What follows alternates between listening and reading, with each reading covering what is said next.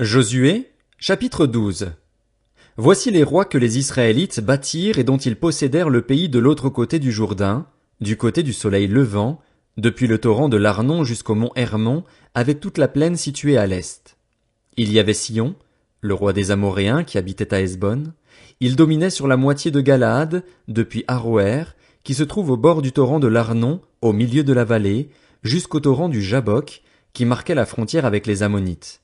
Sur la plaine qui va jusqu'au lac de Génézareth, à l'est et jusqu'à la mer de la plaine, la mer morte, à l'est vers Beth-Sheshimoth, et du côté du sud, sur le pied du Pisga. Il y avait aussi Og, le roi du Basan, l'un des derniers Réphaïm, qui habitait à Astaroth et à Édréi. Il dominait sur le mont Hermon, sur Salca, sur tout le Basan jusqu'à la frontière des Guéshuriens et des Maacassiens, et sur la moitié de Galaad jusqu'à la frontière de Sihon, roi de Hesbon. Moïse, le serviteur de l'Éternel, et les Israélites les bâtirent. Puis Moïse, serviteur de l'Éternel, donna leur pays en possession aux Rubénites, aux Gadites et à la moitié de la tribu de Manassé. Voici les rois que Josué et les Israélites bâtirent de ce côté-ci du Jourdain, à l'ouest, depuis Baal-Gad dans la vallée du Liban jusqu'à la montagne pelée qui s'élève vers Séhir.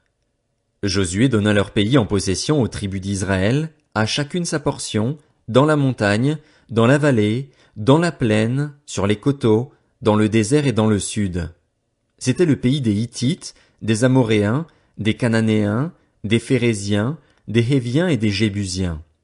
Il y avait le roi de Jéricho, le roi d'Aï, près de Béthel, le roi de Jérusalem, le roi d'Hébron, le roi de Jarmuth, le roi de Lachis, le roi d'Églon, le roi de Gézer, le roi de Débir, le roi de Guéder, le roi de Horma, le roi d'Arad, le roi de Libna, le roi d'Adulam, le roi de Makeda, le roi de Béthel, le roi de Tapuach, le roi de Hépher, le roi d'Aphek, le roi de Lacharon, le roi de Madon, le roi de Hatsor, le roi de Shimron-Méron, le roi d'Akshaph, le roi de Tanak, le roi de Megiddo, le roi de Kédesh, le roi de Joknéam, au Carmel, le roi de Dor, sur les hauteurs de Dor, le roi de Gojim, près de Gilgal, le roi de Tirtsa.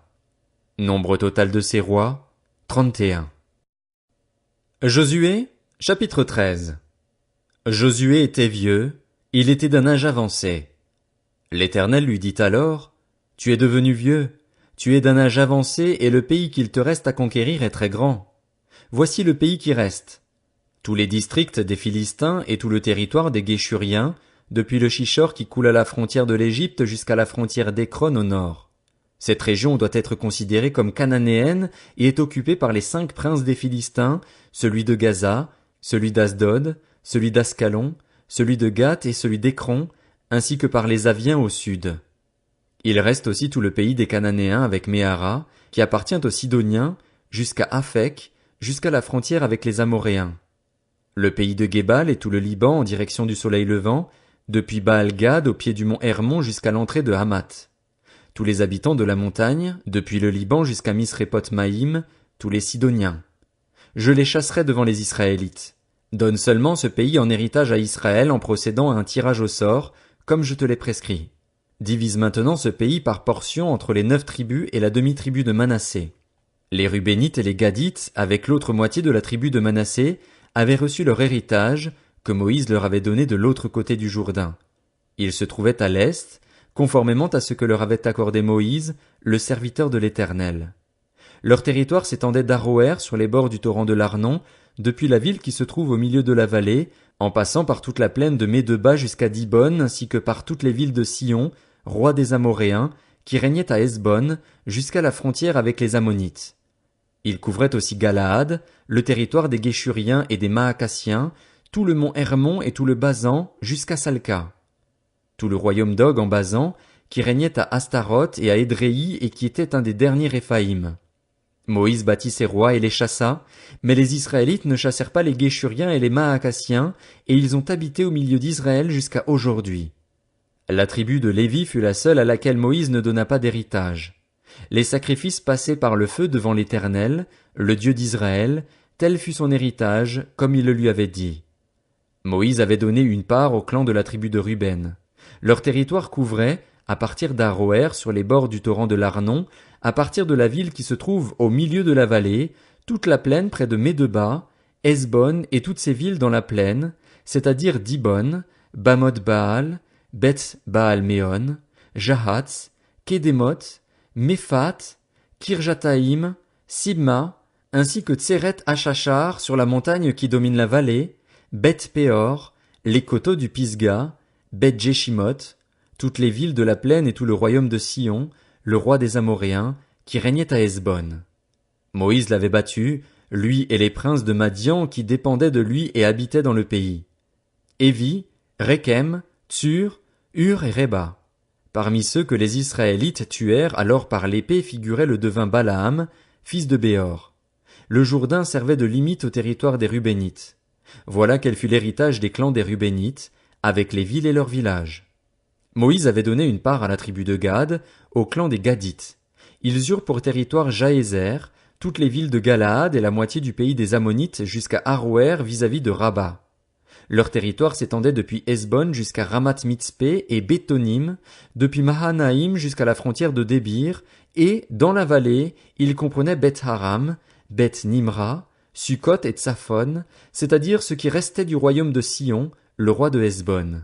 Il avait le Jourdain pour frontière jusqu'à l'extrémité du lac de Génézareth. Il se trouvait de l'autre côté du Jourdain, à l'est. Voilà quel fut l'héritage des clans des Gadites, avec les villes et leurs villages. Moïse avait donné une part à la demi-tribu de Manassé, au clan des Manassites. Leur territoire comprenait, à partir de Mahanaïm, tout le Basan, tout le royaume d'Og, roi du Basan, et tous les bourgs de Jaïr en Basan, au nombre de 60. La moitié de Galaad ainsi qu'Astaroth et Édréi, les villes du royaume d'Og en Basan, furent attribuées aux descendants de Makir, le fils de Manassé.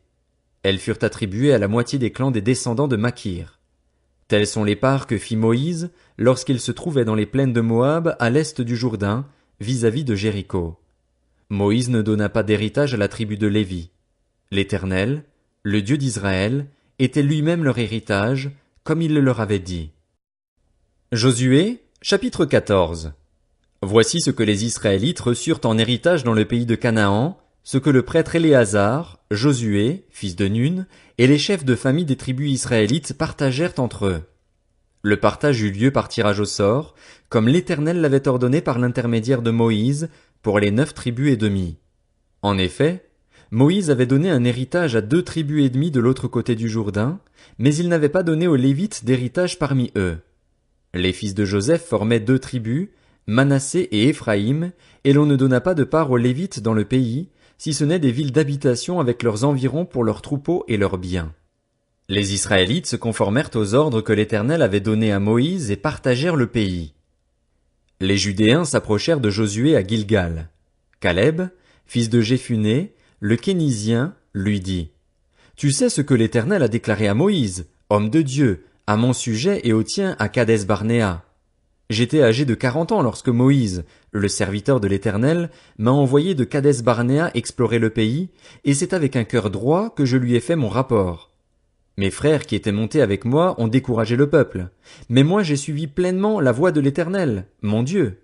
Et ce jour-là, Moïse a juré: « Le pays que ton pied a foulé sera ton héritage et celui de tes descendants pour toujours parce que tu as pleinement suivi la voie de l'Éternel, mon Dieu. » Maintenant voici que l'Éternel m'a fait vivre, comme il l'a dit.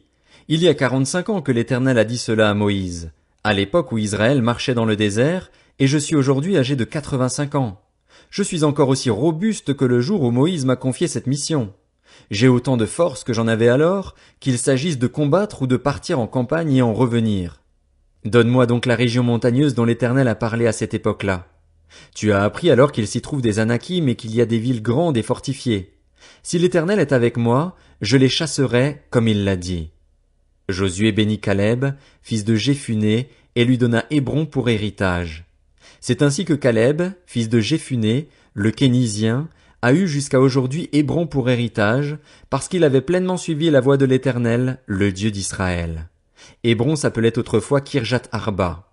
Arba avait été l'homme le plus grand parmi les Anakim. Le pays fut dès lors en paix, sans guerre.